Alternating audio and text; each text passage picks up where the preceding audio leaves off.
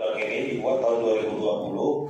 Sejak awal pembuatannya, gerakan rakyat, buruh, petani, mahasiswa itu sudah terus menyatakan penolakan yang sangat keras dan membuat gerakan-gerakan protes yang sangat masif. Ya, undang-undang ini Pak, kami tahu Omnibus Law ini seluruh fraksi di DPR RI setuju, termasuk tadi Pak Loli dari Nasdem, Partai Nasdem, fraksi Nasdem juga di DPR RI setuju dengan berlakunya undang-undang ini. Ya, undang-undang ini kita tolak dengan keras karena memang undang-undang ini isinya sudah kita kaji, sudah kita pelajari, sangat-sangat mendegradasi hak-hak rakyat, Pak. Khusus untuk klaster ketenagakerjaan, outsourcing itu yang dulunya boleh untuk 5 jenis pekerjaan, sekarang bebas. Semua jenis pekerjaan boleh di-outsourcingkan. Tinggal yang menentukan mana yang bisa di-outsourcingkan itu tinggal nanya sama pemerintah. Dalam hal ini di Snaker.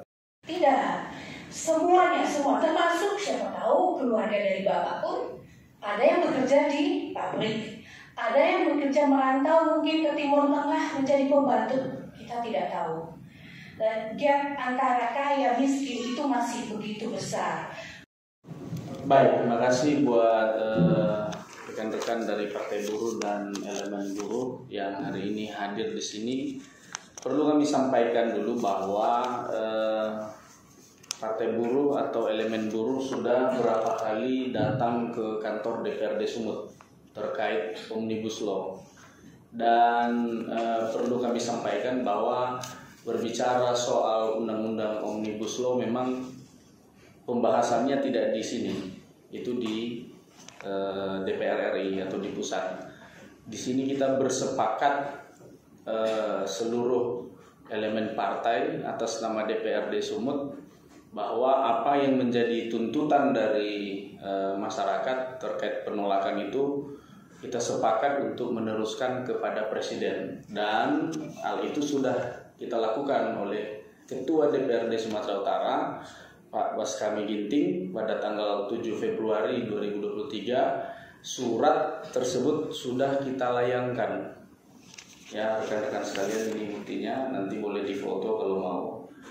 Artinya apa-apa yang sudah saudara sekalian sampaikan di sini tidak pernah kita tahan kalau urusannya bukan di sini. Urusannya di kementerian, urusannya DPR RI, urusannya Presiden, semuanya itu kita tidak lanjuti dan kita surati. Dan semua yang berkaitan tentang tuntutan itu kita lampirkan. Ya, tentu kembali kepada Presiden dan DPR RI seperti apa pembahasan dan tindak lanjut dari mereka. Karena di sini kita punya batasan-batasan. Itu yang terkait tuntutan itu kita sudah sampaikan, dan di sini ada bukti surat yang kalau nanti rekan-rekan sekalian butuh boleh kita ambil atau boleh dikopikan. Yang kedua, saya juga pernah di Komisi E. Saya dari Dapil Nias, Bu. Daerah pemilihan Nias. Kalau berbicara daerah pemilihan, maka yang namanya urusan buruh juga pernah saya urus. Teman saya itu Ferdinand Harefa dari SBSI 92, dan itu ex-pavilion itu di Gunung Stoli. Ya, nanti kalau mau diskusi tentang saya boleh. Berapa kali beliau saya bantu terkait urusan-urusan perburuhan ini. Kalau di dapil kami urusan perburuhan, kalau itu sampai ke saya, Bu, itu pasti saya bantu. Ya, urusan dapil lain, kami DPRD Sumatera Utara tentu kami tidak bisa menguasai semuanya, Bu. Tapi kalau itu datang di kantor kita di sini, kita ketahui persoalannya. Kalau saya secara pribadi, saya akan bantu. Tapi kalau untuk mengetahui secara keseluruhan, tentu kami juga punya keterbatasan. Tapi kalau Ibu tadi bicara dapil, gizi buruk, segala macam, bisa saya langsung bisa tanggapi, Bu. Tapi kalaupun itu penting, kalau tadi gizi buruk yang Ibu sampaikan, boleh juga kita siapa orangnya, datanya mana, dia di mana, sebenarnya nanti boleh Ibu serahkan ke saya, kita bisa bantu. Sebenarnya secara yang berkaitan mengenai gizi buruk ini sebenarnya ini gaweannya pemerintah kota dan kabupaten secara umum. Kenapa? Karena mereka yang punya puskesmas, mereka yang punya bidan, mereka yang punya posyandu hingga ke tingkat desa dan kelurahan. Nah, sebenarnya yang seperti ini kalau setahu saya di kabupaten kota ini ada anggarannya, Bu. Soal gizi buruk ini. Ya, atau stunting ini. Ya.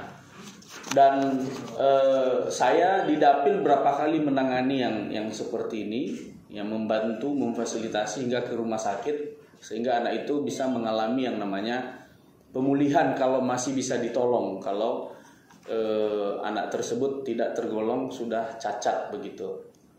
Nah, itu pun bisa kita bantu nanti, Bu. Boleh nanti Bu sampaikan ke saya, nanti saya bisa bantu teruskannya. Kalau itu merupakan kepedulian kita semua, Bu. Kalau bicara nelayan, ini memang anggota dewan ini punya tugas masing-masing, Bu, untuk memperjuangkan itu. Tapi kalau tadi sekali lagi mohon maaf kalau itu bicara di dapil saya, maka boleh Ibu nanti lihat Facebook saya Berkat Lawli, YouTube atau TikTok Berkat Lawli.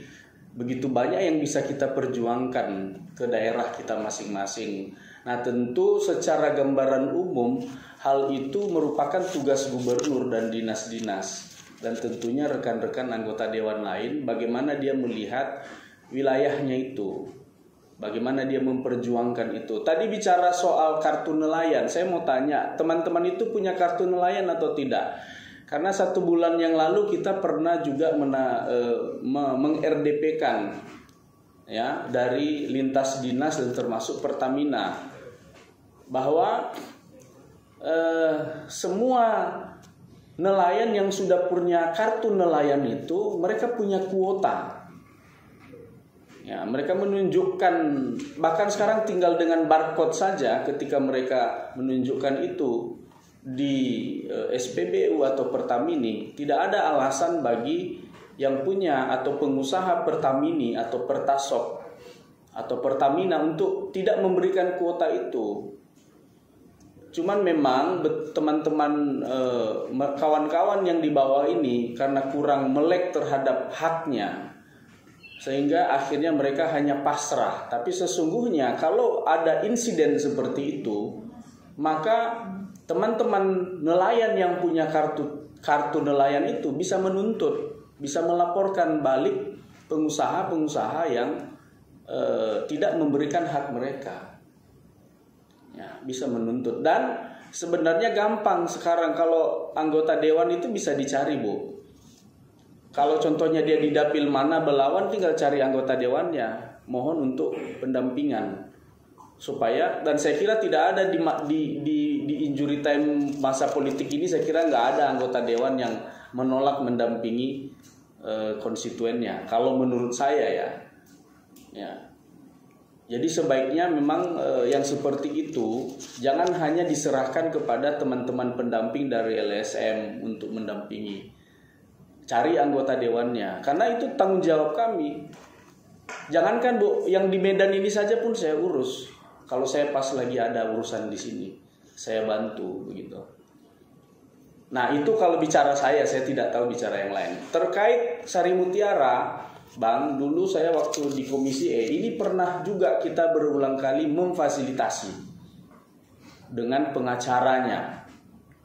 Pengacara datang mendampingi demo dan seterusnya. Kalau saya tidak salah ada 4 item tuntutan mereka waktu itu terkait hak-hak mereka. Dan kalau saya tidak salah, karena di situ juga ada orang Nias, salah satu pekerjanya. Nah, saya makanya ikut juga memfasilitasi, sekalipun beliau adalah pimpinan fraksi kami. Bahwa ada 3 dari 4 tuntutan mereka itu yang sudah bisa sebenarnya dilaksanakan atau mereka ambil hak itu. Sudah sepakat, tapi setelah pulang dari demo berubah lagi pikiran mereka. Oh, kami tidak mau, kami mau seluruhnya. Dari 4 tuntutan itu 3 kami nggak mau terima, harus lengkap-lengkap 4. Sementara 1 tuntutan itu kan butuh keputusan pengadilan. Jadi kita udah capek memfasilitasi, tiba-tiba mereka tidak mau begitu. Jadi maksud kami waktu itu, kalau dari 4 urusan ada 3 urusan yang bisa dituntaskan, ambil dulu lah itu. Ambil dulu. Yang satu kan tinggal diperjuangkan lagi. Masa tunggu yang satu ini? Kalau yang satu ini kasusnya perdata sampai sekian tahun tidak selesai, berarti kan kasihan kawan-kawan ini semua. Nah, jadi Komisi E waktu itu sudah sampai di situ waktu saya masih di Komisi E. Jadi tidak benar juga kalau ada urusan-urusan yang datang ke kantor kita ini kita tidak bantu, Bang. Boleh tanggapi, Pak? Ya, tunggu sebentar. Artinya buat kawan-kawan sekalian bahwa kita di sini sangat peduli dengan keadaan yang ada di sini, yang ada di Sumatera Utara.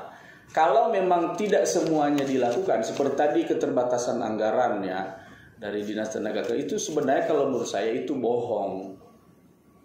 Ya, DPRD di sini yang urusan dengan masyarakat, kita tidak pernah dalam artian memotong anggarannya, Bang. Tidak. Kalau urusan kepada masyarakat, urusannya ke masyarakat, karena yang dulu itu yang pernah kami dampingi dengan Ferdinand Harefa itu juga, karena pengawasnya itu tidak ada di Sibolga ya. Dan alasan sebelumnya tidak ada anggaran, setelah saya hubungi kepala dinas, tidak ada alasan, nggak ada anggaran. Ada, ternyata bisa diselesaikan. Jadi semua ini sebenarnya ecek-ecek juga. Cuma kan dalam hal penggunaan anggaran itu tidak gawean kita di Sumatera Utara. Tapi kalau terkait bagaimana setiap triwulan kita selalu RDP dengan seluruh dinas terkait ini. Dalam hal apa? Dalam hal memverifikasi, dalam hal menilai kemajuan kinerja dan termasuk pemanfaatan anggaran mereka. Jadi kalau ada ABCD soal itu, Bu, nggak benar kalau nggak ada anggaran. Ya boleh dicek itu anggaran Dinas Ketenagakerjaan itu. Yang berkaitan mengenai SPPD itu berapa sih sebenarnya yang sama mereka itu? Nah, kalau itu sudah pasti sudah dihitung, karena itu sudah dihitung yang namanya urusan bagaimana mengurus buruh yang sekian juta orang contohnya di Sumatera Utara. Berapa tenaga kerja yang dibutuhkan untuk melakukan pengawasan, berapa anggaran yang harus diberikan kepada mereka. Yang benar itu selalu kita setujui di sini. Waktu kami di Komisi E, kami membahas anggaran 2020, kami justru mau menambahkan anggaran mereka. Karena kami keliling ke beberapa UPT mereka yang menangani urusan-urusan itu di kabupaten kota. Jadi sehingga pada waktu itu anggarannya justru ditambahkan. Dan saya yakin itu tidak dikurangi. Di setiap tahun anggaran itu pasti dinaikkan gitu. Di mana deh, Pak? Inilah contoh salah satu soliwa itu, Pak. Ya, nanti boleh Ibu sampaikan ke saya. Oke, baik. Saya kira itu ya teman-teman. Soal sebenarnya ini berkaitan mengenai penanganan demo di kantor kita ini kan sebenarnya tadi hari ini urusannya jadwalnya Komisi C. Ya, jadi tadi saya juga sudah sampaikan ke Pak Yunus, juga diberi info kepada teman-teman yang sering melakukan demonstrasi ke sini supaya urusannya itu langsung sampai, Bang. Kadang-kadang teman-teman ini kecewa. Kami urusannya buruh yang terima kok B. Kami urusannya pendidikan kok yang terimanya D. Karena di sini kita ada giliran yang namanya piket. Jadi piket contohnya sekarang komisi C. Secara kemitraan mereka itu badan usaha milik daerah. Urusan